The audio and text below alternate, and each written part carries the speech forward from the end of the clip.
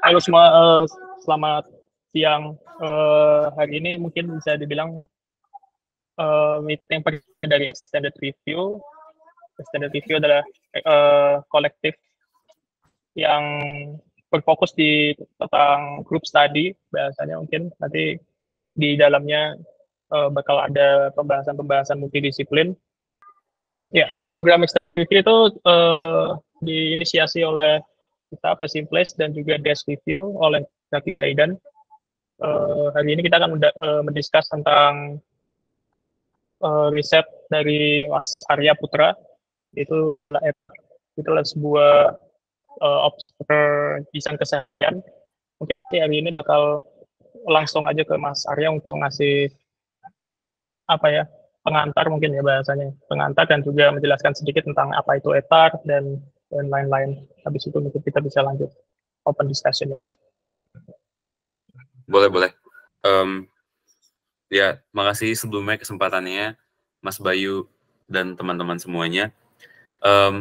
Sebenarnya aku nggak ngeriset apapun sih, maksudnya kayak konteksnya bukan riset, tapi lebih ke arah tadi Mas Bayu tuh bener, maksudnya bahasanya observan, karena aku ngerasa kayaknya emang ETAR itu sebenarnya sekedar observan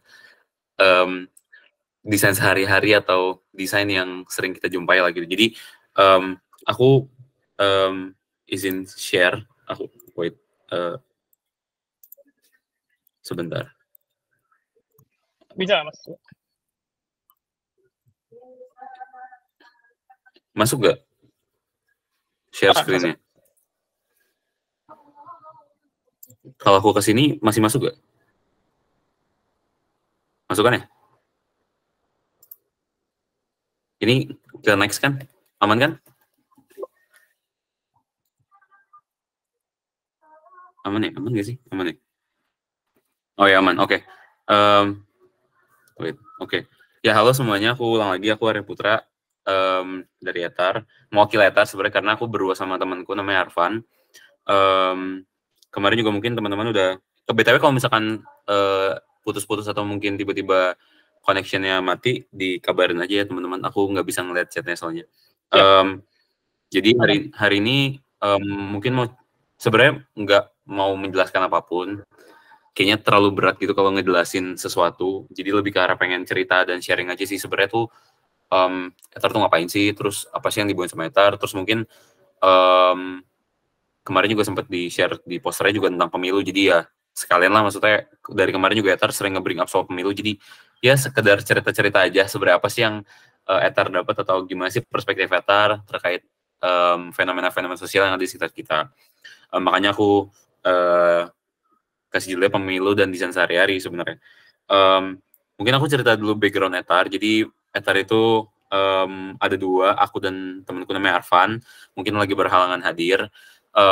Kita berdua punya background yang sama, yaitu lulusan interior design di salah satu kampus di kota Bandung. Sebenarnya ETAR ini lahir dari bukan keresahan sih, tapi emang karena kami sering ngerjain project bareng, aktivitas bareng, lomba dan lain sebagainya lah. Pokoknya ngerjain segala hal macam selalu bareng-bareng. Dan kita mikir kayak, ini kalau habis lulus mau ngapain ya, maksudnya mau jadi apa ya. Terutama kami ngerasa scope interior tuh cukup spesifik dan mendetail lah, cukup kecil gitu scope-nya. Kami ngerasa kayaknya kita perlu perluas field ini lebih broad dan lebih besar lagi gitu. Akhirnya karena aku dan Arfan sama-sama suka di bidang sosial, kayak mereka punya background sama kurang lebih, pernah terlibat banyak di aktivitas pengabdian masyarakat dan sebagainya.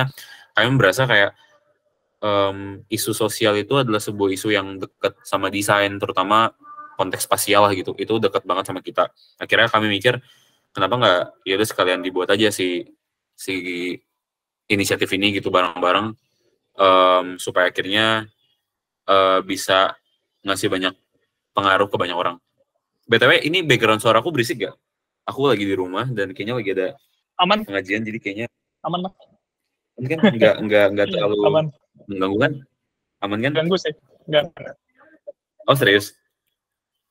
Ya serius. Coba aku pakai earphone. Enggak. Halo. Oh, ini lebih jelas lagi sih. Ini lebih jelas, lebih aman. Gini aja ya? Iya, boleh. Oke, gini aja. Oke, aku lanjut ya. Dan ya karena akhirnya sosial ini berasa dekat sama kita berdua, akhirnya kita buatlah si Etar ini dengan value atau ya teman-teman mungkin sering lihat si value ini di Etar gitu, yaitu for more socially design. Karena kami berasa si isu sosial dan desain ini adalah dua hal yang saling berpotongan gitu, mereka saling intersection dan saling berjalan dan nggak bisa dipisahkan antara sosial dan desain. Apalagi mungkin kalau di versi kampus gitu atau di versi mahasiswa, kalau aku balik ke materi-materi perkuliahan itu selalu dibilang bahwa ya konteks space atau spasial atau konteks ruang itu selalu berhubungan sama manusia. Dan ya kalau ditarik lebih luas lagi, artinya si konteks desain ini pasti berhubungan sama fenomena sosial atau dinamika sosial yang terjadi di tengah-tengah masyarakat. Nah makanya akhirnya si value ini yang Etar bawa di setiap project yang Etar lakuin.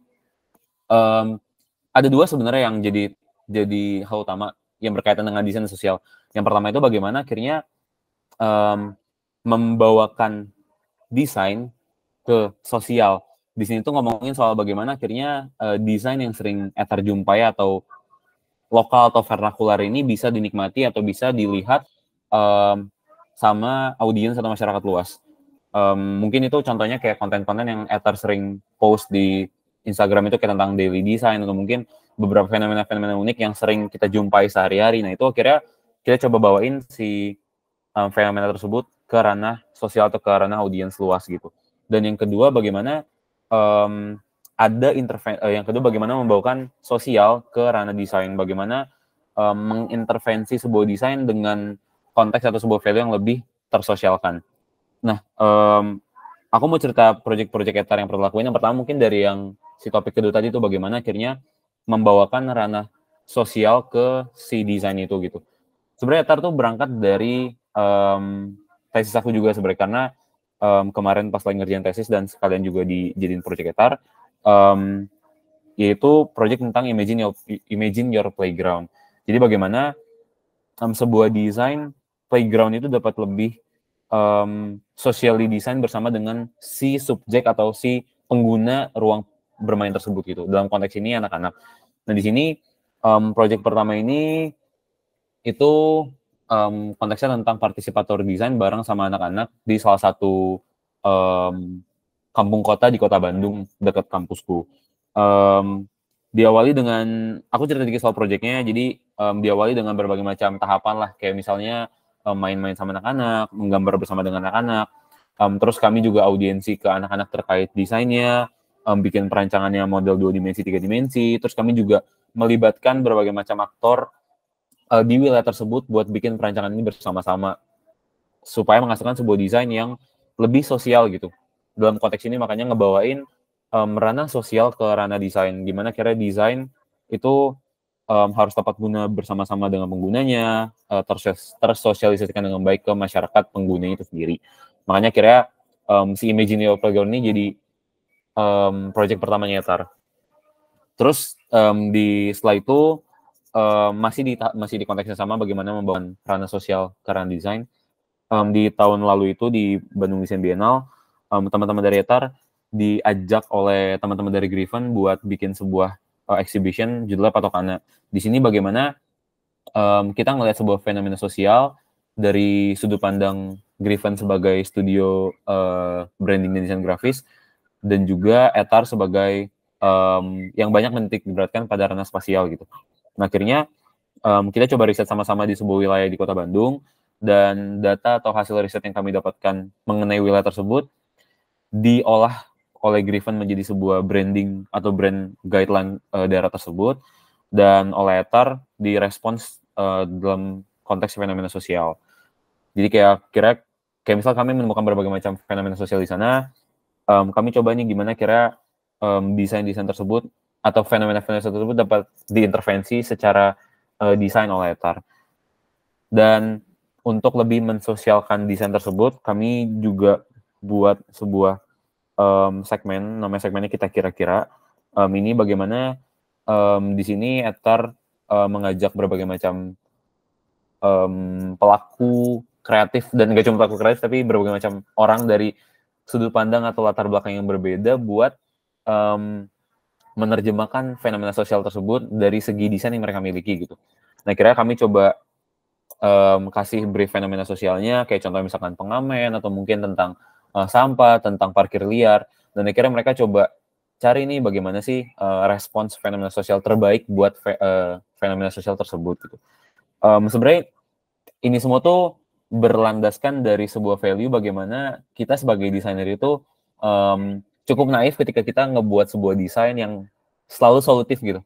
Karena kayak aku berasa naif aja sih, kayaknya tuh desainer itu harus perlu perlu tim, perlu sebuah inisiatif yang struktural gitu buat memecahkan sebuah masalah gitu. Makanya aku berasa cukup naif ketika kita bilang tuh desain kita solutif kayak sebenarnya desain yang Ether Slowboy itu ya berfungsi buat nge-trigger dan nge-bring awareness ke orang-orang terkait fenomena yang dibawain, supaya akhirnya ketika itu jadi sebuah diskusi itu bisa nge-bring awareness ke orang-orang atau ke circle yang lebih luas lagi. Lalu selanjutnya tadi juga sempat di-mention di awal kalau misalkan value yang dibawain sama Ether itu dua tentang bagaimana ngebawain ranah sosial ke dalam desain dan bagaimana ngebawain desain sehari-hari ke ranah yang lebih sosial atau lebih publik. Nah, makanya Ether tuh sering banget ngepost tentang daily design, yaitu sebuah desain sehari-hari atau sebuah fenomena desain yang unik, yang mungkin sering kita jumpai tapi kita nggak ngeh itu sebagai sebuah desain atau sebagai sebuah desain lah gitu, anggaplah sebuah desain. Karena aku berasa apalagi sebagai desainer kita ngelihat desain yang bagus tuh desain yang clean, kontemporer, yang bersih, yang putih, tulisannya kecil-kecil dan sebagainya gitu. Tapi kita memandang ini tuh bukan sebagai sebuah desain, kayak padahal sebenarnya sejatinya desain itu kan fungsinya buat memudahkan dan mempermudah aktivitas seseorang ketika melakukan sesuatu. Jadi akhirnya Ether tuh pengen akhirnya ngebawain desain yang berbentuk mungkin banal, berantakan, atau mungkin nggak dikategorikan sebagai sebuah desain, tapi itu bisa diangkat sebagai sebuah desain dan dimaknai oleh banyak orang sebagai sebuah solusi atau sebuah permasalahan atau sebagai sebuah jalan atau jembatan buat mempermudah seseorang gitu. Itu banyak banget yang kemarin diangkat, kayak misal ada pengendara motor yang kita sering jumpai banget lah di sekitar kita tuh kalau misalnya kita berangkat kerja atau berangkat mana, kita sering banget menjumpai para pengendara motor yang kayak kapasitasnya kecil tapi bisa bawa barang sebegitu banyaknya gitu, dan hal ini menurut Ether tuh sebagai sebuah fenomena desain yang sering kita jumpai gitu. Selain itu juga di beberapa eventual atau di beberapa momentum penting seperti misalnya di 17 Agustusan kemarin, sering banget kita jumpai berbagai macam gapura sebagai bentuk gerbang pertama memasuki sebuah kampung tuh dihias oleh masyarakatnya secara vernakular. Bagaimana mereka menggunakan resource lokal mereka buat mereka ngebentuk dan menghias secara inisiatif warga mereka gitu buat memperindah atau mempercantik si gapura-gapura mereka. Terus juga di tahun baru kemarin juga kita sempat banyak lihat fenomena tentang pedagang trompet keliling gitu, dan akhirnya ini juga coba diangkat sama Ether di konteks daily design. Masih dalam konteks daily design dan sesuai dengan apa yang coba Ether dari kemarin angkat dan beritakan, dan mungkin ini fenomena lagi rame di belakangan ini tentang pemilu gitu. Di sini sebenarnya Ether nggak ngeriset apapun. Baik lagi ke disclaimer, Ether nggak ngeriset apapun. Kita cuma coba cerita aja, kita cuma coba diskusi tentang pemilu ini dari sudut pandang Ether gitu.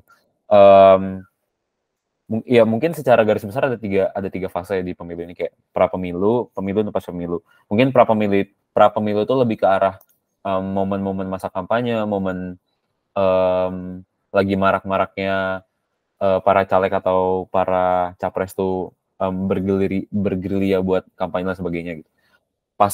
Dan poin kedua itu pemilu pas ya hari H ketika kita melakukan pencoblosan, dan pasca pemilu itu setelah pemilu itu berakhir gitu. Dan yang dari kemarin coba dibahas sama Ether itu di poin 1 dan 2 gitu tentang pra pemilunya, tentang proses kampanye dan serta si pas hari H pemilunya.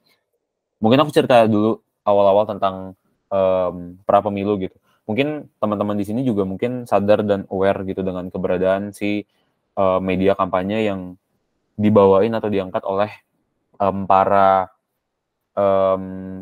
para caleg atau capres tertentu lah gitu buat akhirnya mereka mengkampanyekan diri mereka.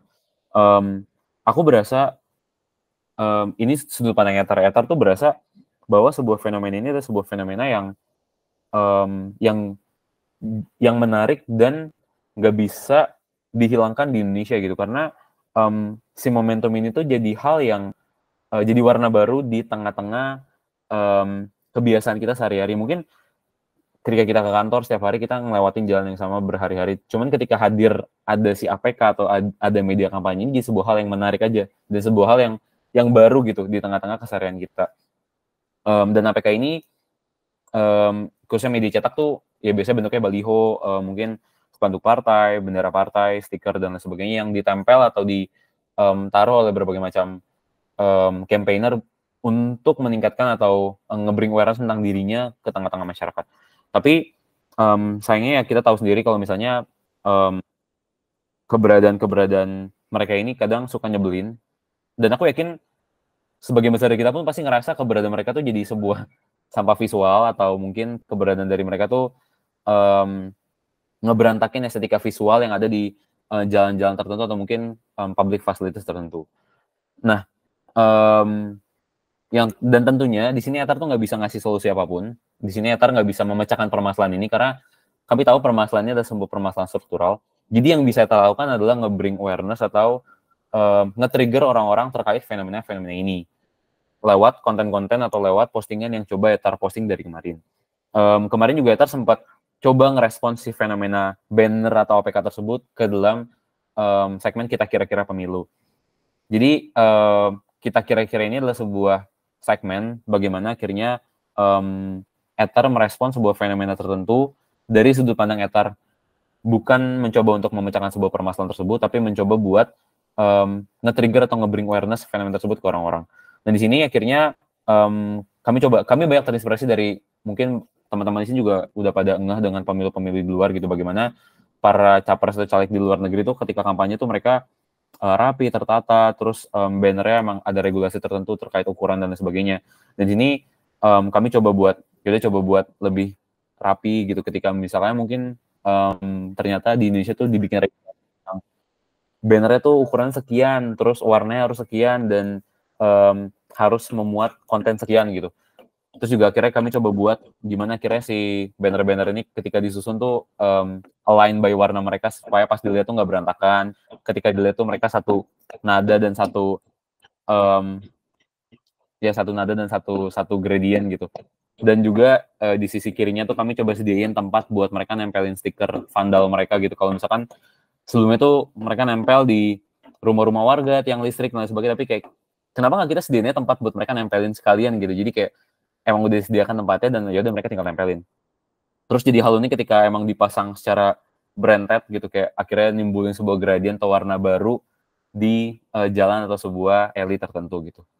Dan nggak cuma sampai situ, sebenarnya kita kira-kira ini adalah sebuah segmen nggak cuma dari Ether, tapi kami ngecoba buat ngebuka perspektif dari berbagai macam sudut pandang terkait fenomena atau dinamika sosial tertentu. Dan akhirnya kemarin coba digali nih, kalau misalnya kami mencoba buat menggali isu pemilu ini atau isu kampanye ini ke berbagai macam orang dari latar belakang lah gitu, ada dari pekerja kreatif atau mungkin dari researcher atau mungkin dari calegnya itu sendiri gitu, bagaimana mereka menanggapi isu APK atau tentang kampanye yang dari kemarin sempat beredar di tengah-tengah masyarakat atau di kisaran kita. Dan mayoritas dari tanggapan yang didapat itu sebenarnya mengarah ke, ya benar emang APK tuh menyebalkan dan keberadaan mereka tuh punya dampak negatif lah buat, terutama keberantakannya mereka tuh ngasih banyak dampak negatif di tengah-tengah masyarakat. Di sini Ether coba ngasih dua pertanyaan sebenarnya. Yang pertama tentang bagaimana tanggapan mereka terkait APK, dan yang kedua, adakah sebuah metode atau kampanye kreatif baru yang mungkin lebih baik dari APK gitu. Dan jawaban pertama tadi ya tentang ya APK itu sebagian besar menyebalkan keberadaannya, ngeberantakin estetika visual jalanan dan akhirnya jadi sampah visual. Dan poin kedua, banyak dari teman-teman tuh ngejawab tentang ya media kampanye yang digital, pakai internet base, terus pakai barang yang lebih sustainable dan lain sebagainya. Tapi aku mau cerita satu sudut pandang menarik. Kemarin pas aku coba nge-compile jawaban ini, ada satu jawaban dari salah satu caleg dari Kota Bandung. Aku sambil baca sedikit deh biar aku nggak lupa dan nggak salah ngomong juga. Aku nanya sudut pandang beliau terkait tentang keberadaan APK gitu. Dia coba kasih sudut pandang atau perspektif dia sebagai seorang caleg. Dia bilang bahwa sebenarnya emang APK itu tuh mau tidak mau jadi satu hal yang penting dan nggak bisa dihilangkan dari sistem kontestasi politik di Indonesia. Karena pada akhirnya tujuan dari pemasangan APK tersebut adalah supaya orang-orang kenal. Aku break menjadi 3. Jadi orang tuh bisa ngelihat dan ngeh dan akhirnya omongin si caleg atau si campaigner tersebut. Karena aku etar ataupun aku berasa kalau misalkan cukup naif ketika kita tuh masukin ya visi misi yang panjang lebar segala macam. Karena sejadinya ya literasi orang Indonesia tuh cukup rendah gitu, kayak cuma 0,01%, yang artinya dari 1.000 orang Indonesia itu cuma 1 orang yang rajin membaca. Dan nggak semua orang di Indonesia itu punya minat membaca visi misi dari caleg atau capres tertentu lah gitu.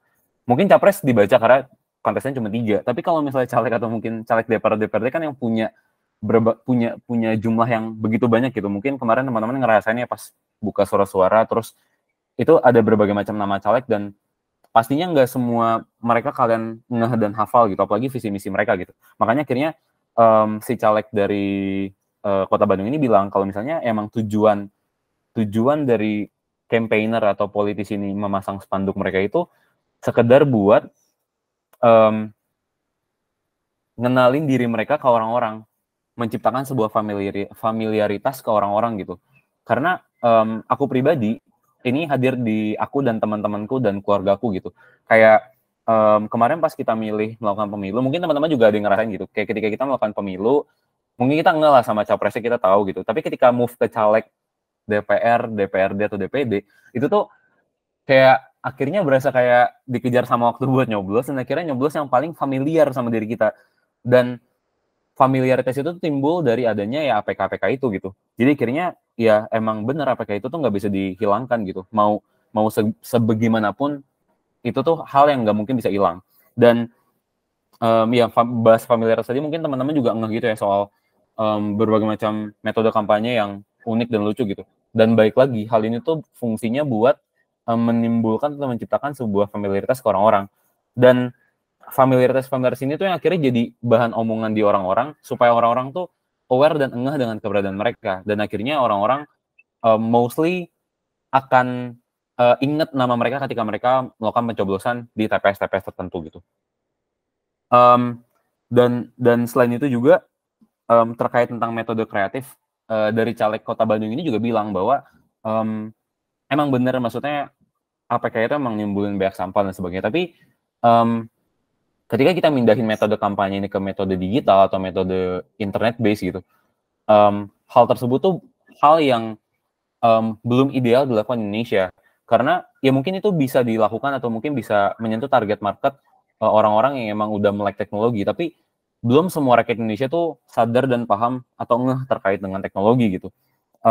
Dan dia juga cerita bahwa kenapa dia lebih cenderung menggunakan APK, karena ketika dia menggunakan metode digital atau metode internet based untuk kampanye, yaitu akhirnya nggak menyasar ke dapil mereka gitu. Kayak misal contohnya ya, misalkan dia kampanye di dapil Kota Bandung gitu, tapi akhirnya engagementnya malah ke Jakarta, dan akhirnya kan itu jadi satu hal yang ya buat apa, buang-buang tenaga dan buang-buang waktu juga gitu. Dan dia juga bilang bahwa sebenarnya ide-ide kayak misalnya kampanye yang bikin event atau mungkin kampanye yang lebih kreatif itu mungkin terbayang pasti calegnya, tapi dia bilang bahwa ketika kita berpikir ke arah yang lebih kreatif atau kolaborasi dengan pihak tertentu, itu pasti bakal ningkatin cost tertentu gitu. Dan akhirnya ketika cost-nya tinggi, kecenderungan ketika dia dipilih dan masuk ke dewan itu tuh punya tendensius untuk melakukan korupsi gitu, untuk mengembalikan dana kampanye yang udah mereka buang gitu. Dan akhirnya makanya kenapa banyak caleg-caleg menggunakan APK, karena dirasa hal tersebut adalah hal yang paling efektif, hal yang paling ekonomis, dan juga hal yang paling mudah menggait masa atau menggait orang-orang di sekitarnya gitu. Makanya kira banyak orang-orang atau banyak politisi masih menggunakan APK sampai sekarang. Dan di sisi lain juga sebenarnya ya kalau teman-teman baca juga pasti si APK ini tuh punya dampak positif bagi berbagai macam sektor perekonomian Indonesia gitu. Bagi misalnya penjual, ya anggaplah misalkan industri percetakan, spanduk, dan gak cuma itu, mungkin ada juga percetakan baju, sablon, terus juga ada para musisi misalnya kayak pedangdut atau mungkin penyanyi yang di-hire sama caleg tertentu buat kampanye akbar dan sebagainya, itu mengalami peningkatan dari segi perekonomian, dan bahkan dibilang kalau misalnya anggaran pemerintah di pemilu kali ini tuh mencapai 294 triliun, artinya perputaran ekonomi itu sangat amat tinggi lah gitu. Di balik emang dampak negatif dari berbagai macam sampah yang ditimbulkan dari APK-APK tersebut. Dan selain dari dari pra pemilu tersebut juga, kami Etar juga coba melihat fenomena-fenomena apa aja sih yang sebenarnya terjadi di pemilu kemarin gitu. Mungkin dari konteks spasial sendiri gitu, mungkin teman-teman kemarin banyak nyoblos di tempat-tempat seperti ini gitu. Ya tempat-tempat seperti ini mungkin kami sebutnya sebagai sebuah temporary structure, bagaimana temporary structure ini hadir secara vernakular atau lokal yang dibangun oleh masyarakat lokal itu sendiri untuk keberlangsungan sebuah event atau acara di wilayah lokal mereka gitu. Dan hal ini jadi sebuah value tersendiri, terutama buat masyarakat Indonesia, karena hal ini tuh jadi sebuah hal menarik yang mungkin nggak banyak dijumpai di negara-negara lain. Kayak ya contohnya mungkin di Indonesia gitu mudah banget buat bikin temporary structure untuk sebuah event atau sebuah kegiatan lokal di masyarakat gitu. Nah akhirnya dibuatlah berbagai macam TPS-TPS sementara ini dengan menggunakan rigging dan dihias oleh kain-kain tertentu oleh masyarakatnya, yang gunanya buat ngegait orang-orang buat datang ke tempat pemilihan mereka gitu, ke TPS-TPS mereka. Kemarin juga sempat dibahas juga di konten Etar kemarin tentang beberapa fenomena-fenomena sosial atau fenomena desain yang terjadi ketika pemilu, kayak misal penggunaan tenda-tenda temporary untuk tempat TPS, terus berbagai macam aktor di balik proses pemilu tersebut, dan fenomena desain lainnya. Dan sebenarnya nggak cuma terjadi di secara langsung gitu, secara onsite, tapi ternyata fenomena ini juga hype dan rame di sosial media gitu. Mungkin teman-teman juga pasti di Instagram teman-teman tuh di story-nya tuh semua orang nge-post tentang jari kelingking mereka yang mereka celupin ketika pemilu, dan artinya menandakan bahwa sebenarnya emang benar pemilu itu jadi sebuah hal yang momentum banget tuh buat masyarakat Indonesia, yang ditunggu-tunggu banget sama rakyat Indonesia, nggak terkecuali para pengguna sosial media juga ikut meramaikan fenomena ini gitu.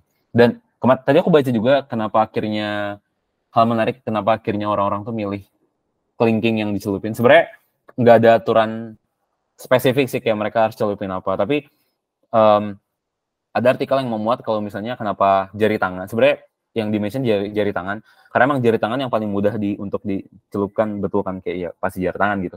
Dan kenapa mostly mereka milih ujung jari ya, karena ketika mereka celupin ujung jari itu akan ngenain bagian jari tangan dan juga kukunya gitu. Dan si tinta residu-residu itu bakal nempel di kuku itu kayak 2-3 hari. Ya mungkin sampai sekarang pun juga aku masih ada gitu. Mungkin kalau mereka cuma celupin ujungnya doang, ya pasti bakal hilang ketika dicuci. Tapi ketika mereka celupin sampai ke kukunya, nah itu bakal nempel di kuku-kukunya. Dan itu yang sebenarnya dicari sama panitia pemilu. Supaya akhirnya ya ngebuktiin kalau mereka udah melakukan pemilihan dan nggak menggunakan hak suara mereka 2 kali gitu. Sebenarnya itu aja sih yang mau aku ceritain hari ini. Mungkin lebih ke diskusi dan sharing. Tapi ada aku mungkin menutup sama satu statement atau sebuah statement yang coba Etar bawa terus gitu. Ada salah satu urbanis atau salah satu arsitek dari Danish, namanya Hangel. Dia tuh seorang urbanis tata kota gitu. Dan dia bilang the best way to understand how people use cities is to watch them sit on a bench and observe the flow of life. Sebuah cara untuk mengerti atau memahami sebuah kota atau sebuah individu ketika mereka hadir di tengah-tengah kota itu dia dengan cara peka dan mengamati mereka gitu, kayak ya apa yang Etar lakukan selama ini adalah mencoba buat hadir di tengah-tengah masyarakat dan mengamati hal tersebut supaya akhirnya ketika kita memandang sebuah desain, kita nggak mandang desain yang bagus tuh desain yang cuman kontemporer dan clean aja gitu, tapi desain yang memecahkan permasalahan masyarakat sehari itu ya adalah sebuah desain gitu.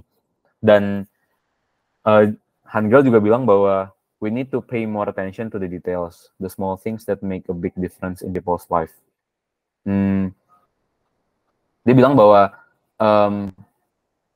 detail-detail kecil di keseharian kita, kayak misal mungkin spanduk partai, bendera partai, stiker pemilu, baliho, atau mungkin kayak pengendara motor yang bawa banyak bawaan, atau mungkin daily design lainnya itu ternyata menjadi sebuah detail yang nggak bisa luput sama kita sehari-hari. Karena hal-hal tersebutlah yang sebenarnya ngasih tanda baca di keseharian kita. Waktu itu aku pernah datang ke sebuah seminar arsitektur dan ada seorang arsitek namanya nama bironya Denisal. Dia bilang gini kayak detail itu tuh kayak semacam tanda baca, kayak semacam titik dan koma gitu. Mungkin tanpa titik koma struktur kata tersebut ya tetap jadi gitu, tapi nggak akan komplit, kita nggak akan tahu titiknya, kita nggak akan tahu jedanya. Makanya kenapa detail itu penting di sebuah struktur bacaan, supaya akhirnya keterbacaannya itu semakin jelas dan semakin runtut. Nah begitu pula dengan desain sehari-hari yang kita jumpai gitu, mungkin mereka nggak penting di tengah-tengah kita, di keseharian kita tuh nggak penting lah, kita ngeliat itu sebagai pelengkap aja tuh, mungkin kita pandang mereka sebagai sebelah mata, tapi tanpa kita sadari sebenarnya keberadaan mereka itu ngasih titik dan koma di keseharian kita, mempermudah kita dan menjadikan keseharian kehidupan kita tuh jadi jauh lebih runtut dan jauh lebih utuh gitu, lebih whole. Nah gitu sih, mungkin itu aja yang aku ceritain hari ini. Selanjutnya Thank you, Mas Arya. Semua ikut aja. Terima kasih. Ya, sebenarnya kalau yang dari yang tadi dijelasin sama Mas Arya, ya mungkin udah benar ya, kalau aku ngeliat Etak itu sebagai observan desain keseharian gitu ya. Nah sebenarnya dari yang tadi Mas Arya jelasin tuh ada yang pengen aku tertarik banget buat discuss lebih lanjut. Sebenarnya lebih kayak aku ngelihat kayak walaupun ini bukan solusi ya mungkin saja tadi Mas Arya bilang, tapi sebenarnya itu udah usaha untuk menghasilkan sebuah solusi sebenarnya untuk pemilu tadi ya kan. Betul. Iya betul. Sebentar, coba. Nah ini mungkin ini sedikit subjektif aja sih, tapi please let me know what you guys think gitu ya. Kemarin aku ngumpulin beberapa arsip gitu kan, arsip di internet sebenarnya, bukan foto-foto, bukan desain yang aku foto secara real gitu. Kalau ngelihat sebenarnya kali sarana publik yang didesain baik itu akhirnya kalah dengan behavior masyarakatnya gitu.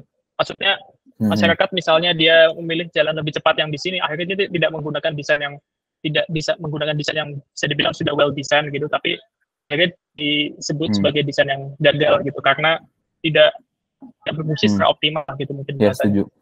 Nah sebenarnya aku penasaran kemarin tentang Etar yang membentuk publikasi-publikasi pemilu ini dibikin kan pada dasarnya yang ada sekarang itu kan cukup chaotic dan lain-lain whatever itu. Terus solusi yang Etar mungkin bukan solusi tadi ya, usaha solusi dari desain tadi adalah membuat desain yang bersih, yang lebih clean whatever itu, tapi kan apakah ini akan tetap sesuai gitu dengan budaya majority di masyarakat kita yang mungkin tendensinya pada umumnya itu terbiasa dengan chaos gitu ya mungkin ya, terus akhirnya mereka lebih familiar dengan desain-desain yang maksimalis gitu misalnya. Terus habis itu kalau ngelihat desain-desain yang minimalis gitu, nanti mereka tidak tertarik gitu, misalnya itu minim distraksi, justru malah tidak menunjukkan ketertarikan mereka pada si calon paslon tersebut gitu. Nah sebenarnya yang aku pengen tanyain, apakah kita sebagai desainer itu bisa mengarahkan budaya, mungkin bahasanya mengarahkan budaya gitu dari bentuk desain keseharian itu, benar whatever itu, apakah kita bisa mengarahkannya dengan desain, kita memaksakan taste kita ke masyarakat sampai mereka akhirnya belok ke arah yang kita mau, atau justru kita menginvest karakter atau budaya Indonesia yang rame, yang suka dengan kampanye yang jenaka, kayak kemarin Komeng itu cukup spontan, mungkin bahasanya spontan, terus akhirnya malah banyak yang memilih dia gitu. Nah itu sih yang aku penasaran sih sebenarnya tentang pendapat dari Etan yang mungkin sudah bisa dibilang sudah mengobservasi kegiatan-kegiatan masyarakat ya, dari 17 Agustus, ada juga yang kurban juga kemarin aku lihat. Itu sih Mas. Kalau Mas dari Ether gimana? Oke. Kalau dari Ether tuh kami setuju dengan kami mikir bahwa emang sebenarnya sebuah tabiat atau habit masyarakat tuh sebuah hal yang nggak bisa diubah gitu. Kenapa akhirnya kampanye, mungkin teman-teman tahu kampanye di Jepang tuh kayak mereka bikin banner spanduk rapih ditempel di mading dekat stasiun gitu-gitu, atau mungkin di Belanda atau di negara-negara Eropa itu bisa tertata dengan rapi gitu. Ini juga aku dapat perspektif ini dari salah satu caleg juga. Dia bilang gini, kemarin dia bilang bahwa kenapa di Jepang tuh bisa works banget kampanye yang rapi, yang clean, yang tertempel di mading dengan rapi, terus nempelin visi misi dan sebagainya, karena emang most of the people di Jepang jalan kaki dan mereka punya waktu buat mereka ngebaca itu gitu. Sedangkan di Indonesia kan kayak pengguna motor itu jauh lebih tinggi dibandingkan pengguna jalan gitu. Makanya kenapa akhirnya muncul desain-desain yang maksimalis dan emang desain-desain yang ya udah yang belentang-belentong dan berantakan ya, karena emang targetnya emang cuman buat nge-guide orang secara sekilas gitu. Kayak misal kenapa ini kalau mungkin teman-teman di Jakarta ya mungkin enggak sama, kalau di daerahku tuh sama namanya Masinton Pasaribu. Sumpah itu orang-orang tuh ngomongin itu, dia kayak karena setiap beberapa meter tuh ada poster beliau gitu. Dia nggak nampilin visi misi sama sekali, dia cuma nampilin foto muka dia lucu aja sambil senyum gitu, tapi kayak tempelnya tuh berapa meter sekali, dan itu jadi topik pembicaraan buat orang-orang. Dan aku rasa itu sih yang mungkin mau dicapai sama para campaigner atau para politisi Indonesia gitu. Gimana akhirnya mereka familiar buat orang-orang yang lewat gitu. Dan mungkin balik lagi ke bahasan tadi Mas, kayak misal sebenarnya bisa gak sih kayak desainer tuh mengarahkan taste kita ke masyarakat? Mungkin bisa tapi nggak semasif itu gitu. Mungkin bisa tapi itu pun juga harus struktural sama regulasi pemerintah. Makanya sebenarnya kenapa aku buat kemarin Ether tuh buat yang clean dan rapi itu sebenarnya mengkira-kirakan bagaimana kalau misalnya pemerintah kita tuh meregulasikan banner tuh harus sekian, warnanya harus sekian, ukurannya harus sekian, di banner tuh harus ada A, B, C, D aja, nggak boleh ada yang lain, ditempel harus di tempat A, B, C gitu. Nah akan jadi seperti itu gitu. Makanya aku akhirnya mencoba buat mengkira-kirakannya sebenarnya tuh gimana sih kalau misalkan pemerintah buat regulasi semacam seperti itu gitu. Tapi sebenarnya pada kenyataannya hal-hal lokal dan hal-hal vernakular ini tuh hal yang nggak bisa lepas atau nggak bisa hilang dari masyarakat Indonesia sih. Dan aku berasa mungkin iya budaya ini tuh mungkin bisa aja luntur, tapi mungkin butuh waktu lama banget gitu buat ngelunturin budaya ini. Nah aku rasa dengan latar belakang masyarakat Indonesia yang seperti ini kayaknya cukup sulit gitu loh. Kayak ya balik lagi mungkin tadi aja masa angka literasi cuma 0,01% gitu, kayak gimana mau akhirnya masyarakat tuh aware akan ya anggaplah desain atau mungkin sama visi misi dan sebagainya. Jadi aku rasa bisa, tapi mungkin butuh struktural dari pemerintah, regulasi dan sebagainya, dan itu butuh waktu yang lama banget. Dan aku pribadi sebenarnya lebih suka nge-embrace hal-hal tersebut sih. Makanya Ether tuh suka banget sama pemilu kali ini, kayak bukan pemilu tapi misalnya suka banget sama fenomena pemilu ini, karena kami berasa kayak ini tuh jadi warna baru aja buat ya kekeosan tiap hari ke kantor, kayak cuma ngelewatin jalan ABC tertentu cuma gitu-gitu aja, tiba-tiba ada spanduk baliho partai yang rame warna-warni, kayak maksudnya itu jadi kayak oh ini hal baru banget nih, dan akhirnya jadi bahasan topik di kantor, kayak ngobrol sama orang jadi punya topik pembahasan, jadi hal yang ya udah kita embrace aja dan kita riding the wave aja sama fenomena ini. Sebenarnya gitu sih. Sama ini sebenarnya berlanjut lagi dari penjelasan Mas Arya tadi, yang sebenarnya sebenarnya budaya itu bisa dibilang sebuah budaya, mungkin ya bahasanya budaya itu milik kita gitu, ketika itu tuh sudah dijalankan atau dalam tanda kutip gitu ya di approve gitu oleh orang-orang yang berasal dari kalangan umum atau original gitu ya mungkin bahasanya. Maksudnya itu sih. Maksudnya apakah desain minimalis itu kalau misalnya itu udah diterima masyarakat, tandanya kalau misalnya di kampung ada pemilihan RT, desainnya udah langsung kayak minimal gitu misalnya, baru dianggap wah ini berarti udah tergeser nih tes budaya desain. Apakah maksudnya di situ sih, apakah pertanyaan itu sih, maksudnya apakah budaya desain itu sudah berhasil diturunkan ke atau sudah dijalankan masyarakat ketika kalangan bawah sudah menggunakannya gitu. Apakah hanya itu benar atau gimana menurut Mas? Menurut aku tadi sih maksudnya banyak cara orang mengartikan desain gitu sih, kayak mungkin kalau menurut desainer atau mungkin menurut ya arsitek atau orang-orang seperti kita lah gitu, pasti ngerasa desain yang bagus itu desain yang ada negative space-nya, ada putihnya, layoutnya rapi, kayak lalala, kayak semua terstruktur rapi segala macam. Tapi ya nyatanya banyak orang juga yang ngerasa desain itu ya udah nggak apa-apa maksimalis, kayak mereka tetap nge-embrace dan ngerasa itu sebuah hal desain aja gitu. Dan aku berasa ya nggak semua hal desain tuh kayaknya harus di clean-kan, dibersihkan, dirapikan, dikontemporerkan gitu-gitu sih, kayak ya biar desain-desain yang organik atau desain-desain yang apa adanya tumbuh di masyarakat tuh biar mereka tumbuh aja, biar mereka mengartikan desain. Karena akhirnya kalau misalnya akhirnya semuanya template putih polos dan bersih clean gitu-gitu, akhirnya nggak ada dinamika sosial lagi sih. Aku berasa jadi kayak ya udah akhirnya semua flat aja dan nggak ada warna gitu. Kayak ya udah akhirnya tetap harus nge-embrace. Kayak waktu itu aku pernah ngobrol, ini diskusi, ini cerita aja kan Mas, sebenarnya ini ngobrol aja kan. Jadi aku waktu itu ngobrol sama salah satu seniorku gitu, dia arsitek. Dia ya kita tahu sendiri kalau misalnya arsitek ataupun desainer itu suka banget pakai baju tuh celana warna hitam gitu, kayak kaos serba hitam, semua serba hitam, putih hitam gitu. Terus dan aku tahu dia tuh suka, maksudnya selalu pakai baju warna putih hitam. Dan akhirnya dia punya anak waktu itu, maksudnya dia melahirkan dan punya anak. Aku ngobrol sama dia kayak, Mas, ini ntar anaknya mau dikasih pakai baju warna putih hitam juga. Dia bilang gini kayak, kalau buat anak gue nggak mau ngasih baju warna putih hitam sih, karena anak itu harus ter-embrace dengan warna yang beragam gitu. Jadi mereka punya referensi warna, punya pilihan warna, punya galeri warna yang banyak gitu. Jadi mereka nggak ter-embrace dengan hitam putih aja. Ini jadi maksudnya jadi kayak, oh ya ternyata emang nggak semuanya tuh harus selalu putih hitam dan clean dan bersih gitu loh. Kayak ya terkadang kita harus nge-embrace hal-hal yang maksimalis, hal-hal yang ya apa adanya di masyarakat dan vernakular itu sih, Mas. Iya. Artinya mungkin pendekatan etar lebih ke padahalnya sebenarnya desain nggak bisa dipaksakan mungkin ya bahasanya.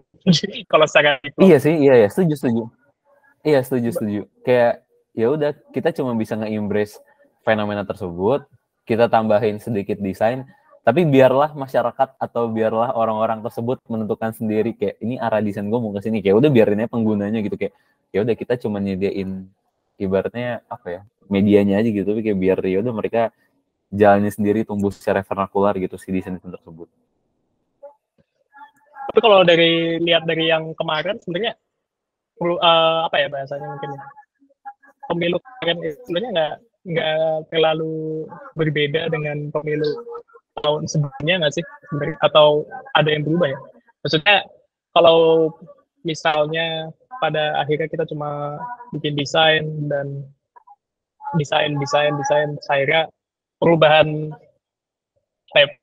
itu tuh kayak nggak kunjung datang gitu misalnya, terus kayak sebagai desainer sebenarnya ini kayak hopeless aja gitu, pada akhirnya kita hanya seperti kejebak di dalam bubble kita lagi itu lagi pembahasannya. Maksudnya ketika desainer itu ya orang-orang desainer atau orang-orang yang suka membaca buku itu seringkali terjebak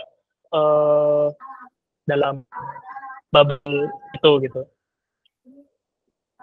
Oh ya Jai, kalau mau ngomong langsung aja nanti ya. Kalau aku berasa sebenarnya kalau secara media cetak ya, maksudnya spanduk, kampanye dan sebagainya itu nggak beda. Tapi kalau ditarik lebih makro lagi tentang metode kampanyenya, menurut aku tuh jauh lebih progresif dan jauh lebih banyak ide sih.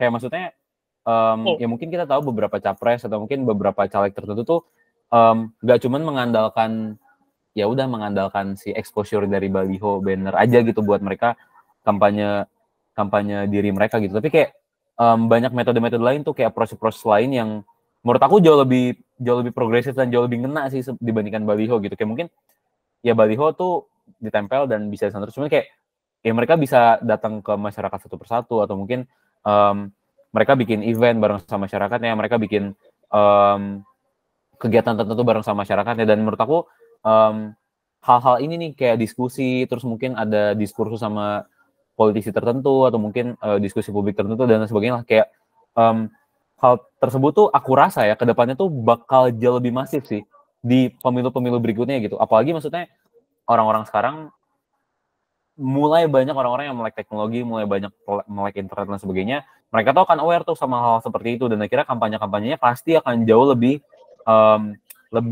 progresif lah ke depannya. Tapi cara kampanyenya, tapi visual desainnya, aku rasa kayaknya akan tetap sama aja sih, masih kayak maksimalis. Kemarin di kantorku dibahas gitu kayak ada satu seniorku bilang kayak gue milih partai A loh gitu.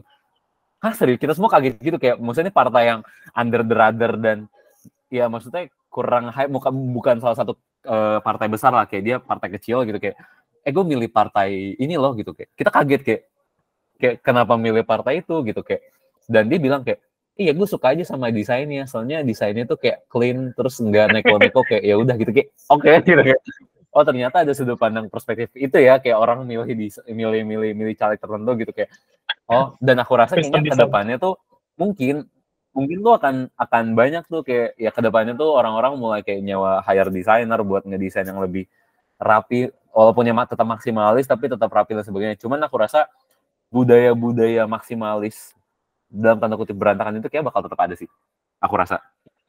Ya. Oh ya, buat teman-teman yang lain kalau misalnya ada yang mau nanggapin boleh aja, langsung aja boleh langsung. Oh, ada yang nanya.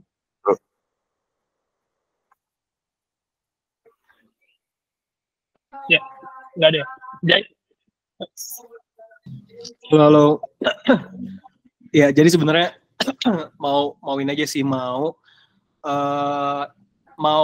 menekankan lagi gitu. Maksudnya ini kan sebelumnya thank you Mas Arya untuk presentasinya. Keren banget sih, banyak banget kayak hal-hal yang bisa di-trigger. Nah, tapi ya ini kan pertemuan pertama kita di Extended Review gitu. Dan aku juga perlu menekankan lagi, mungkin kalau misalkan semuanya ada yang ingin menanggapi secara langsung itu open banget, karena kita ini kan sessionnya sebenarnya Extended Review ini sendiri diharapkan partisipasi aktifnya gitu ya, karena outputnya gitu ya, ke depannya diharapkan akan jadi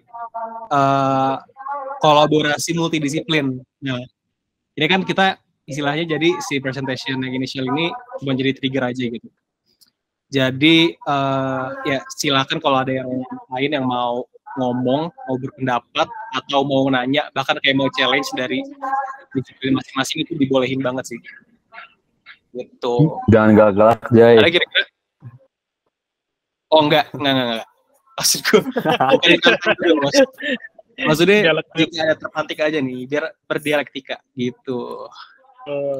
Tapi bener sih, maksudnya kalau teman-teman, maksudnya kan ya kita sama-sama growing dan masih sama belajar bareng-bareng. Jadi kalau mungkin teman-teman ada ide, insight, atau mungkin ada ide kolaborasi tertentu, kita sangat amat terbuka sih, maksudnya buat kolaborasi. Ya kan Mas Bay, maksudnya pasti komunitas ini atau kolektif ini ada buat sama-sama belajar dan sama-sama melengkapi. Jadi kalau teman-teman di sini mau kolaborasi lili ya, kita sangat amat terbuka banget sih. Setuju. Yap, betul. Nah, mungkin aku ada sebuah, ini ada yang nanya dulu. Sebetulnya beberapa media kampanye sudah menggunakan medium lebih sustainable dengan informasi maksimal, seperti contohnya Videotron yang bisa menampilkan multi-video kampanye berbeda. Tapi seperti yang kita tahu tadi, sama halnya dengan media online, rupanya kampanye tersebut dianggap memiliki limitasi seperti tidak efektif menggapai targetnya dengan baik. menurut Mas Arya sendiri memungkinkan nggak sih kalau kita menggunakan medium yang sudah ada sebagai media kampanye ini dengan sesuatu yang juga akan dibuang?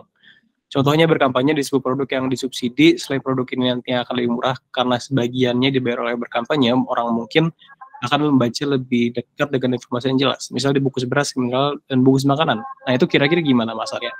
Ini sebenarnya menariknya karena jujur ini kan tadi kita ada kayak diskursus tentang lagi-lagi kayak apakah kita mengikuti function atau kayak function paling depan nih kita ya atau kayak tadi form, masalah yang kayak kerapihan, masalah tata menata itu apakah juga perlu kita ke depan. Nah ini kan sebenarnya diskursus abadi yang di Disa tuh selalu setiap tahun dibahas dan gak pernah selesai gitu kan. Apalagi kayak apalagi di pemilu itu tadi ada dibahas kita pengen mengedepankan fungsi pemilu sebagai menjangkau orang sebanyak-banyaknya atau form tadi kayak gimana caranya tetap rapi tetap ini dan sebagainya. Nah silakan coba. Ada tanggapan gak Mas Arya? Atau yang lain juga boleh deh. Nah itu dia. Tadi terutama tentang itu Mas Luis Marcelino tentang itu dibungkus air mineral dan sebagainya. Tapi aku setuju sih yang Videotron itu emang benar, maksudnya emang itu jadi solusi tuh buat, maksudnya itu bisa satu tempat bisa nampilin berbagai macam caleg atau capres. Cuman sepenglihatan aku sejauh ini yang masih menggunakan itu baru capres sih, karena mereka emang punya dana kampanye lebih besar kan, karena ya nyewa Videotron itu berapa menitnya udah mahal banget. Makanya balik lagi ke yang kemarin salah satu caleg dari Kota Bandung tuh bilang kayak emang pasti semua politisi atau semua campaigner itu tuh pasti punya ide unik gitu buat kampanye mereka. Tapi balik lagi kayak yang pertama dana gitu. Yang pertama dana itu pasti terbatas banget, dan kalaupun mereka punya dana tertentu gitu, kalau misalnya mereka naikin nominalnya, pasti mereka punya tendensi buat mengembalikan apa yang mereka udah keluarkan gitu loh, dan akhirnya at the end jadi korupsi gitu. Makanya beberapa caleg di kota Jakarta tuh ada yang pakai metode kampanye tuh door to door ke warga doang tanpa baliho, itu ada gitu, dan efektif gak efektif gitu. Tapi ya apakah semua campaigner tuh mau melakukan hal tersebut, ya belum tentu mau gitu. Ada yang ya udah cuma sekedar naruh baliho gitu. Cuman ya Videotron tadi tuh salah satu hal yang sustainable, tapi belum bisa ngejangkau ke berbagai macam kalangan tertentu lah gitu. Mungkin sebut aja misalkan di kota Jakarta. Di kota Jakarta tuh titik-titik Videotron tadi tuh cuma ada di jalan-jalan protokol besar aja gitu. Nggak semua jalan-jalan kampung, gang itu punya Videotron gitu. Makanya kira di kampung cuma bisa naruh panduk, banner, atau mungkin stiker gitu. Karena itu paling mudah, paling gampang dan ekonomis buat diakses sama warga gitu. Ini ada satu retorika menarik sih. Kemarin aku ngobrol sama temanku yang dia bukan orang desain, dia tuh bukan, maksudnya dia nggak punya basic desain. Dia bilang gini kayak, lu sadar gak sih kalau misalnya spanduk atau banner itu tuh dipasangnya tuh cuman mostly banyakan tuh di daerah-daerah kampung padat penduduk atau daerah-daerah dalam tanda kutip yang ramai penduduk atau kumuh lah gitu. Kayak aku baru sadar kayak iya juga ya, kayak maksudnya kemarin aku sempat ke daerah maksudnya BSD, Bintaro, kayak jarang banget ada bendera partai, tapi kayak di gang di sekitar, maksudnya aku tinggal di kampung kota kan, jadi aku aware banget tuh kayak itu banyak banget banner baliho. Kayak aku sadar kayak oh emang ternyata target market mereka tuh kayak ya orang-orang kampung padat penduduk gitu ternyata, maksudnya si banner atau baliho itu gitu. Terus ya tadi balik lagi ke metode kampanye yang tentang kenapa nggak kampanyenya langsung ke warga gitu, dan sebenarnya itu aku rasa kayaknya banyak dilakukan juga sih sama beberapa politisi atau beberapa campaigner ketika mereka mau kampanye diri mereka gitu. Misalnya bungkus di beras, air mineral, bungkus makanan itu emang ada banyak dilakukan lah sama masyarakat atau sama warga. Tapi aku rasa hal tersebut tuh cuman eventual dan momentum sekali aja gitu loh. Kayak misal contoh bikin event gitu yang lebih besar dari semacam sembako ya, misalnya kayak beras, air mineral gitu kayak kita bicara mungkin lebih besar, kayak misalkan bikin event badminton atau bulu tangkis di sebuah kampung gitu. Mungkin tuh momentum sekali aja gitu, tak gitu. Cuman si fungsi baliho dan banner itu tuh penekanan tuh akan orang-orang itu. Kayak misal contoh oh ini si A nih, misalkan contoh abis bikin event badminton di kampung A gitu, kayak terus mereka keluar ketemu banner kayak oh ini yang kemarin bikin event nih di kampung gua nih cuy gini-gini. Kayak kira itu jadi bawa bibir, dan aku rasa antara si banner APK dan lain sebagainya itu dengan hal-hal yang bentuknya lebih privat kayak misal sembako atau mungkin event atau mungkin kampanye door to door ke masyarakat, itu dua hal yang nggak bisa dipisahkan. Kayak mau seidealis apapun mereka turun ke lapangan, itu tuh pasti mereka harus dibantu sama banner, karena banner itu fungsinya buat menekankan dan jadi familiaritas ke orang-orang sekitarnya gitu. Jadi dua hal tersebut aku rasa kayak pasti bakal berkesinambungan sih, dan nggak akan bisa dipecah di apa ya, dipisahkan lah gitu. Cuman yang dan hal menariknya itu mungkin ada beberapa, dan aku harap ini bakal berlanjut ke kedepannya sih, maksudnya buat periode-periode berikutnya atau mungkin kampanye-kampanye berikutnya. Dan aku yakin pasti bakal banyak sih. Kayak ada beberapa caleg di Jakarta itu kayak bikin semacam laporan pertanggungjawaban sama APK yang udah mereka keluarin. Bukan APK, bahkan kampanye gitu. Dia kayak bikin semacam LPG terkait tentang kampanye yang udah mereka lakukan.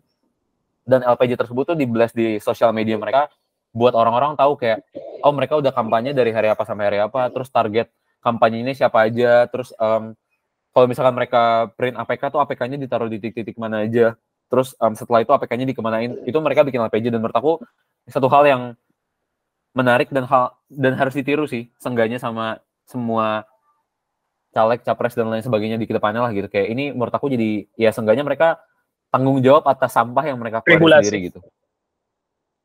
Ya. Oke. Iya. Nice. Nah, kalau yang lain mau ada nanggapin lagi, langsung bisa jump in aja ya.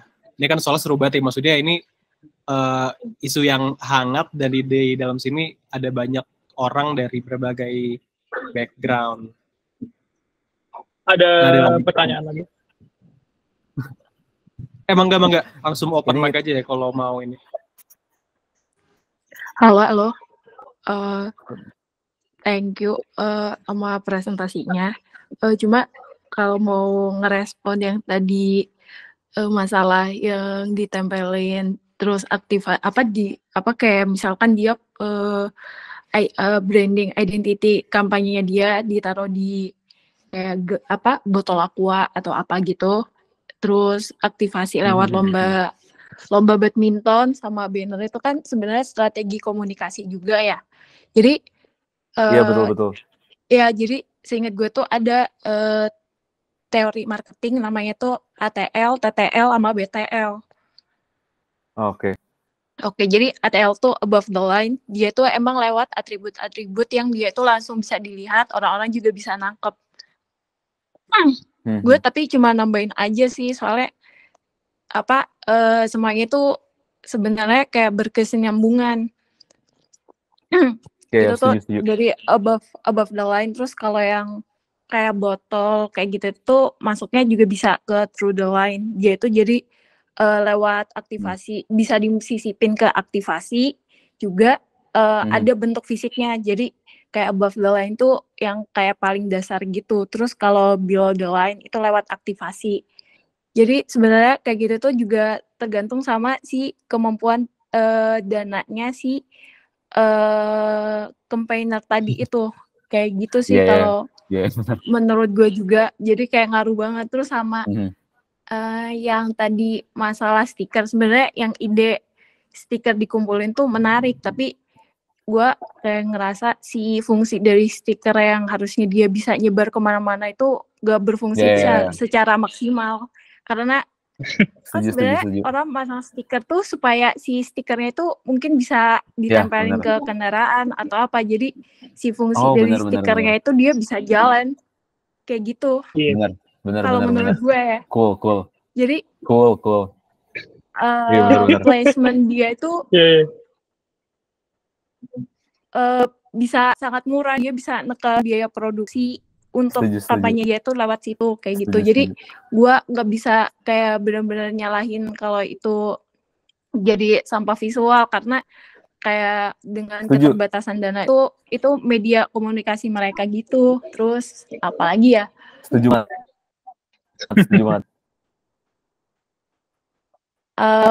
Kalau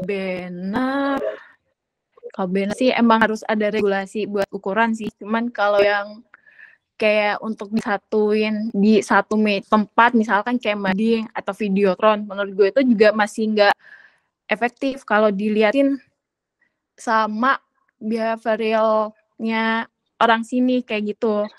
Kalau menurut gue ya, soalnya orang sini itu lebih suka ngelihat yang sporadis gitu, lebih suka ngelihat dan lebih suka bikin yang sporadis. Jadi kayak timbul tenggelam cepet gitu. Makanya kayak kalau entah ditarik lagi sampai pola misalkan kayak pola penggunaan sosial media atau media, kan pasti orang sini juga cenderung pilih yang gambarnya gede-gede dan maksimalis gitu. Jadi kayak sebenarnya semua gitu berikatan banget kalau emang mau ditarik sampai kayak istilahnya kayak multidisipliner gitu, sebenarnya bisa lebih kompleks dari itu kayak gitu. Cuman gue cuma setuju. Apa ya? Ngomongnya seingat sama gue sih kayak gitu aja sih kalau dari gue ngerespon ini. Thank you. Keren. Jadi kayak istilahnya di saat kita mencoba untuk menata dan menafikan itu, tapi jadi kayak malah kontraproduktif gitu ya. Dari kayak fungsi awalnya itu ya. Iya sih, bisa sih. Iya benar. Yang lain ada yang mau menanggapi gak? Kemarin juga sebenarnya ada desainer yang mungkin bisa dibilang seumuran kita juga gitu. Dia ada ditawarin buat bikin banner Alex juga gitu, ya DPR atau whatever gitu. Tapi pada akhirnya output yang dia bikin pun juga nggak kelihatan bedanya sama yang lain. Kayaknya menurutku kayaknya juga bakal sulit sih kayaknya misalnya kayak orang-orang kita buat bikin guideline baru mungkin bahasanya buat desain yang udah lama gitu.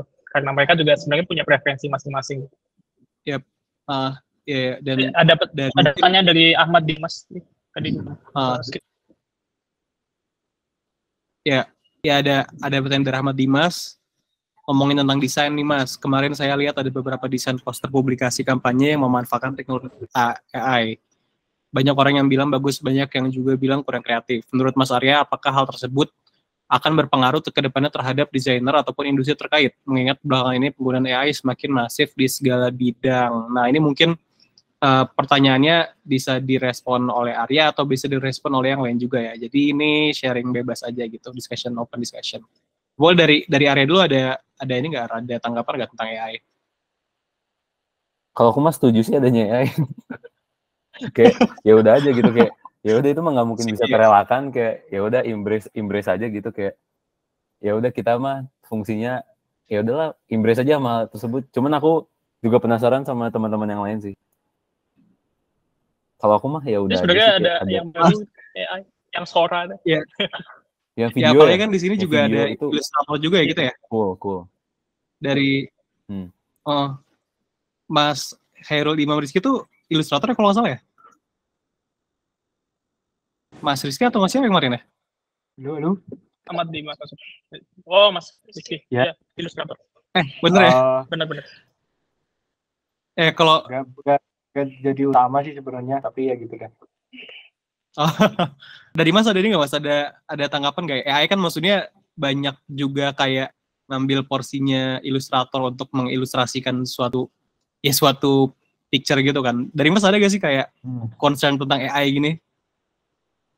Kalau dari aku sendiri sih, kalau soal AI sih sebenarnya sangat membantu dalam pengerjaan dari tahap awalnya sih, kayak visualisasi ide lebih kebantu banget. Kadang brief dari klien juga berupa teks kan, dan dari teks itu juga ketika kita buat sendiri yang mengarang pakai pikiran kita sendiri, terkadang akan lebih mudah jika kita tulis promptnya, tulis briefnya klien ke AI dulu, terus akhirnya dapat visualisasi, akhirnya pengerjaannya lebih efisien aja. Jadi cukup membantu sih selama ini pakai AI buat ngerjain ilustrasi. Berarti nggak maksudnya nggak malah jadi musuh desainer gitu ya AI ya istilahnya? Enggak sih, malah kebantu kalau tahu cara mainnya sih, malah jadi lebih cepat pengerjaannya. Rizky Anugrah, silakan Mas. Halo. Kedengeran nggak ya suara? Aman. Oke. Menurut aku AI kemarin itu jadi nambah dinamika politik tahun ini sih. Maksudnya kayak aku melihatnya justru salah satu paslonnya pakai AI itu bukan gara-gara dia nggak menghargai desainer atau ilustrator sih, kayak justru itu karena following the trend saja. Karena kan kemarin-kemarin si AI ini tuh lagi rame soal apa yang diksi itu ya, jadi apa-apa dibikin diksi pakai AI, terus orang-orang juga kayak foto-foto diganti pakai AI jadi ala-ala diksi. Nah mungkin menurutku si salah satu paslon ini tuh pakai AI mungkin arahnya lebih ke sana daripada kayak nyari jalan pintas buat bahan kampanye.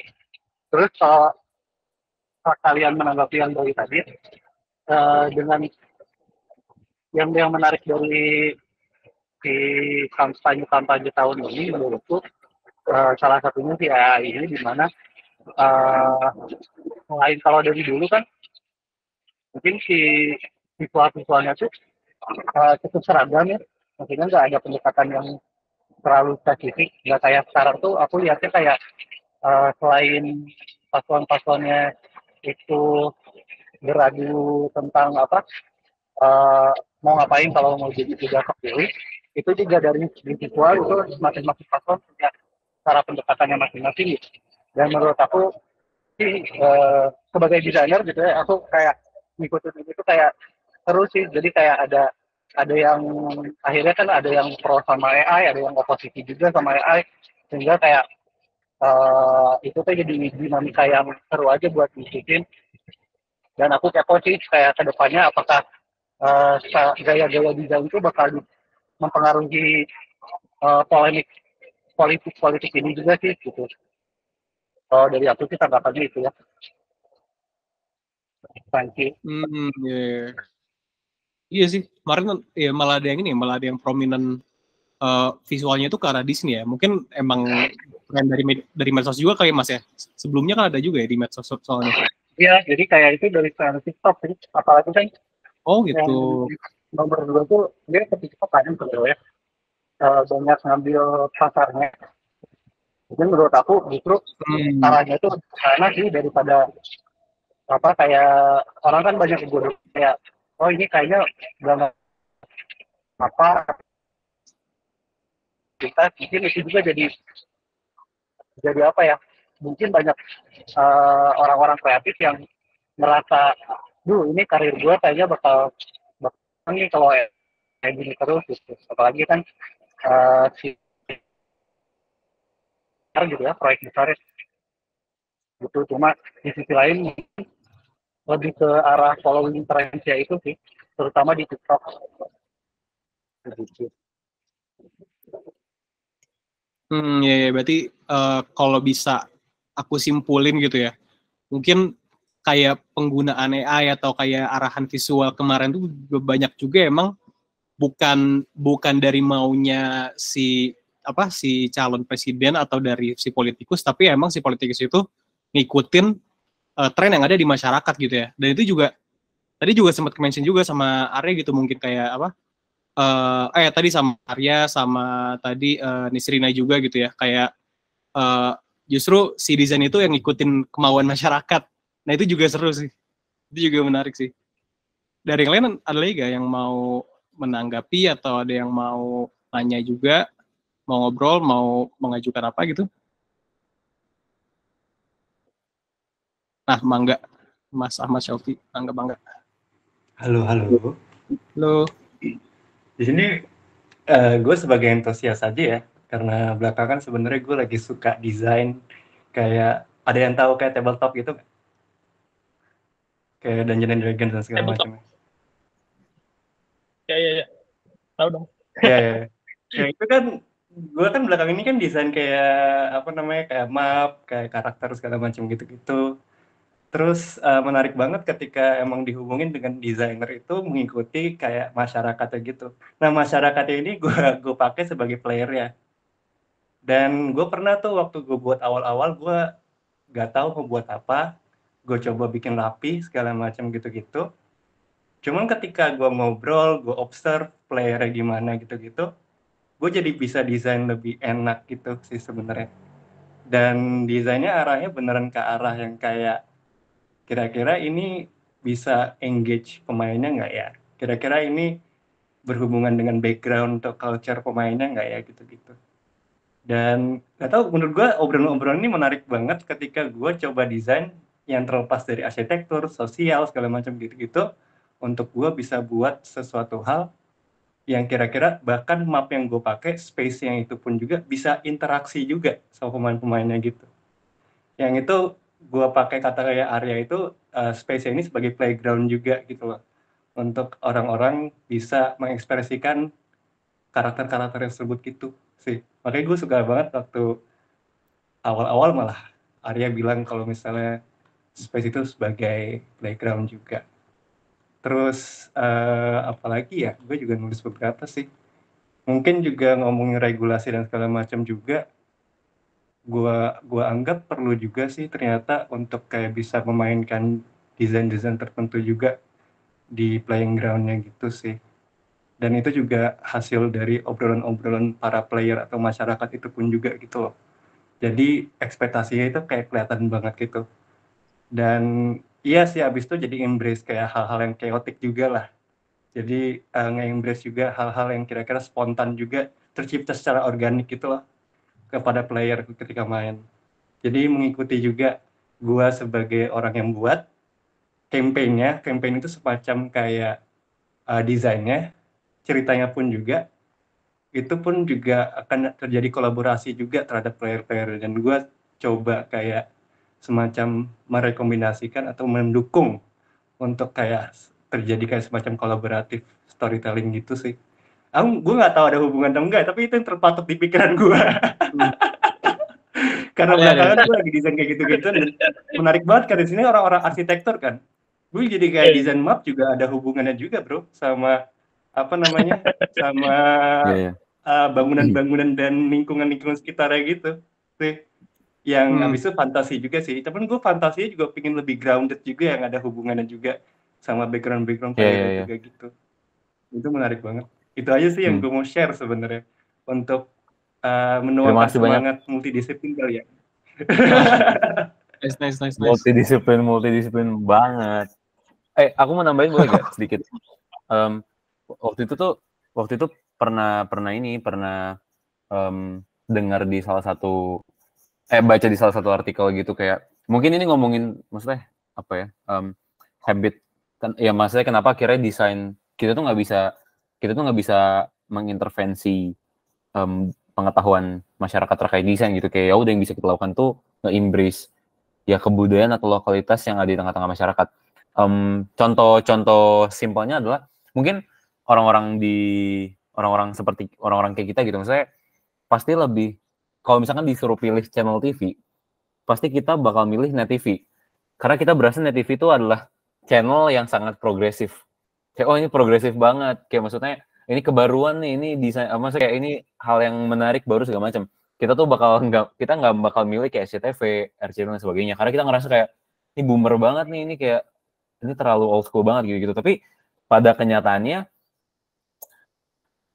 sinetron Tukang Bubur Naik Haji itu jauh lebih lama seriesnya dibandingkan Tetangga Masa Gitu di Net TV gitu. Kayak maksudnya ya karena orang-orang lebih Tukang Bubur Naik Haji gitu, kayak mereka relate dengan kondisi masyarakat sehari-hari, mereka relate dengan tukang bubur, mereka relate dengan kampung kota, mereka relate dengan dinamika sosial di tengah-tengah masyarakatnya, dibandingkan mereka nonton Tetangga Masa Gitu yang tinggal di komplek, yang kelas menengah atas dan lain sebagainya. Kayak makanya orang-orang tuh lebih suka sama hal-hal yang relate sama mereka gitu. Itu sih mungkin jadi sebuah pertimbangan kita desainer gitu, kayak melihat sebuah fenomena sosial gitu sih. Itu cuma tambahan dikit aja. Cuma cerita aja. Iya. Oke. Nice. Jadi istilahnya mungkin kayak apa ya? Di saat kayak desainer itu ya kayak udah punya banyak referensi dari global, internasional, tapi audiens yang kita hadapin sebenarnya masih di situ-situ aja. Tadi yang kayak literasinya 0,01%, sukanya Disney AI gitu. Jadi mungkin ini juga ada sebuah trigger sih ya. Mungkin ya yang lain juga bisa nanggapin kayak sebenarnya desain itu harus sampai mana sih? kita kayak ya tadi kayak dari Bayu juga gitu.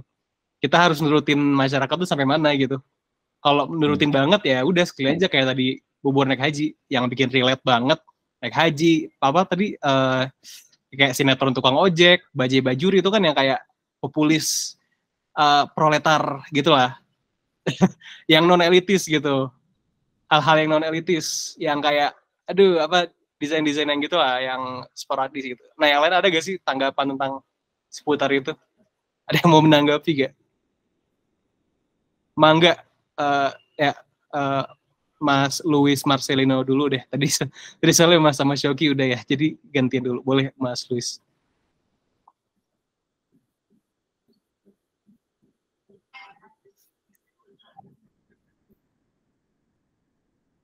Halo.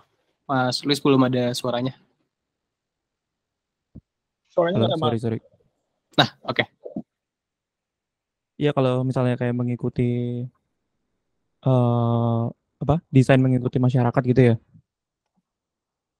Itu kan menurutku kayak memang desain itu kan kita harus mengikuti masyarakat atau penggunanya gitu ya. Dan kalau dan feedback itu pasti perlu gitu. Nah, cuman aku juga jadi bertanya gitu kalau semisal ada nggak sih peranan desain itu sebagai media edukasi gitu jadinya. Nah, jadi dan edukasi itu kan tidak harus memberi sesuatu ya, memberi ilmu ya, tapi juga misalnya meningkatkan standar gitu. Nah, jadi apakah desain itu akan perlahan-lahan juga nantinya akan menggiring juga gitu loh untuk menaikkan standar misalnya kalau misalnya kita bikin sinetron gitu ya atau film. Nah, itu mungkin awalnya kita memberikan yang orang suka gitu dan relate gitu. Nah, tapi juga mungkin apakah terus ceritanya dibuat lebih baik atau apapun yang membuat standar itu menjadi meningkatkan masyarakat kita juga gitu loh. Supaya nanti masyarakat kita juga siap dengan perkembangan zaman gitu loh dan masyarakat kita tuh juga siap untuk rapi atau dengan desain-desain yang efektif tadi gitu loh, yang sebetulnya memang tidak selalu cocok tapi mungkin bisa menjadi edukatif juga gitu. Nice. Oke, thank you Mas Luis. Jadi mungkin kayak pertanyaan mungkin lebih gini ya, kayak bisa gak sih desain itu memberi value lebih gitu mungkin ya Mas Luis ya, mengedukasi dan memberi value gitu ya si POV-nya gitu ya. Iya, jadi kan kayak walaupun desain itu sendiri memang digiring oleh yang menggunakan gitu kan feedback, tapi juga desain itu sendiri sebenarnya punya peranan gitu loh yang tidak melulu ngikutin gitu kan. Jadi nggak cuma ngikutin selera aja, tapi kita juga berusaha nambahin edit value gitu ya, mungkin. Ya, untuk naikin standarnya itu supaya akhirnya kita lama-lama kan kalau itu merata akan terbiasa dengan yang hal yang baik-baik ya. Baik gitu. Oke. Nice sih. Nice. Ada yang mau menanggapi? Mungkin Mas Ahmad Syauki tadi juga mau ngomong. Silakan Mas. Oh, tadi gue lupa matiin aja sih tanda itunya. Cuman gue mau nanggapin ini jadinya sih. Kalau misalnya ngomongin sinetron segala macam gitu-gitu, gue setuju juga sih sama Luis. Soalnya walaupun kita mengikuti kayak masyarakat gitu, tetap aja kita mesti bisa menaikkan value-nya juga dong. Segala macam mengasih edukasi juga yang grounded juga terhadap perkembangan zaman juga. Ya awalnya mungkin gue coba engage-in dulu nih anak-anak gimana gitu loh. Mungkin dia suka hero-hero yang OP gitu segala macam. Cuman di sini gue bisa ngasih edukasi ke bahwa semua masalah tuh nggak bisa dipecahin pakai power doang gitu. Mungkin yang kayak gitu yang bakal muncul ketika gue coba merancang atau ngedesain suatu playing field untuk anak-anak bermain gimana gitu. Dan bisa mengasih challenge juga di situ. Dan value-nya juga yang bisa membuat anak-anak juga belajar sesuatu yang baru di situ. Yang mungkin di luar dari kebiasaan mereka juga. Cuman di-engage dulu lah awalnya gitu loh, BDPK terus main gitu loh. Kalau misalnya nggak main ya mereka nggak belajar. Mungkin kayak gitu dulu. Oke. Masih sendiri boleh. Iya, benar. Oke, lanjut Mas. Itu mungkin nambahin yang tadi juga ya kalian. Kayaknya gara-gara soal edukasi ini tuh kayaknya kalau masalahnya makin menggaung ya, orang-orang tuh kan makin ngobrolin. Kayak yang AI kemarin juga yang seru tuh, karena itu kan juga jadi keresahan ilustrator sama desainer-desainer kan soal AI ini. Cuma gara-gara ada salah satu paslon yang pakai AI ini, jadi paslon lain tuh jadi nge-counter gitu, kayak gue bisa loh bayar ilustratornya langsung gitu. Itu kan jadi counter tuh. Nah itu menurut gue menarik banget di politik tahun ini, karena jadinya selain adu-adu janji gitu, orang paslon-paslon ini juga adu-adu kayak visual gue kayak gini loh, visual gue lebih bagus, visual gue nggak AI gitu, visual gue ada nyawanya gitu kan. Dari masing-masing tuh udah punya kayak intention ke sana gitu. Dan menurut gue mungkin tahun depan atau tahun berikutnya semakin awareness-nya semakin naik, orang-orang semakin ngomongin kayak hal-hal yang kayak gini, mungkin otomatis harapannya masyarakat luas juga jadi teredukasi gitu. Mana sih yang benar, mana sih yang tidak. Kenapa sih AI itu dimusuhin sama ilustrator-ilustrator? Kenapa yang desainer-desainer nggak suka ada AI ini? Itu kan keangkat gara-gara justru ada salah satu paslon yang percaya AI gitu. Kayak gitu. Oke. Jadi malah fenomena kemarin tuh malah naikin awareness gitu ya, dan bikin orang-orang ngobrol juga gitu tentang masalah ethics AI-nya gitu ya. Nice. Yeah. Oke. Ada lagi yang mau nambahin mungkin yang lain? Atau mau nanya lagi?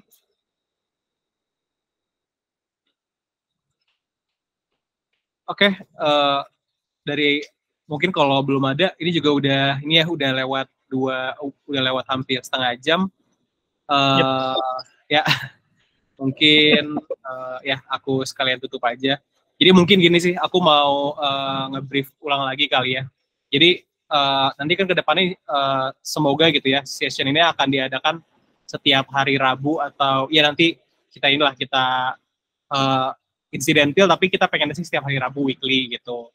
Dan bentuknya kurang lebih mungkin kayak gini, nanti dibuka dulu sama pemantik gitu ya istilahnya ya, ada sharing sessionnya atau ada presentasi dari orang-orang yang kemarin udah di-share jadwalnya, terus setengahnya lagi mungkin kayak gini, nanti aku moderatorin, terus nanti yang lain bisa langsung menanggapi atau langsung nanya gitu. Aku atau Bayu moderator, nanti yang lain bisa langsung tanggap gitu. Jadi ya tadi nice juga sih, lumayan rame yang nanggepinnya, dan thank you semua yang udah hadir dan partisipasi aktif, lumayan seru juga nih sore ini. Oke. Terus yang kedua, thank you semua. Jadi jadi kan sebenarnya kalau menurut program kita ya, habis semua disiplin ini presentasi sampai akhir nanti ada ya sekitar bulan Mei, itu rencananya kita akan lanjut ke collaboration project. Nah, nanti kalau dari sini ada teman-teman di sini yang tertarik untuk collab sama Arya atau untuk collab sama Arya terutama ya di @ar gitu ya, yang tentang social design, tentang hal-hal yang berbau tadi, itu bisa di-keep dulu gitu. Nanti akan kita bikin session collaboration-nya di ya after this gitu. Pokoknya ya gitulah. Semoga it's gonna be fun. Ya semoga semuanya tetap aktif sampai akhir. Oke. Thank you Arya yang udah sharing sore hari ini. Thank you Bayu, thank you semuanya yang udah hadir. Oke, selamat sore. Selamat sore semuanya. Thank you.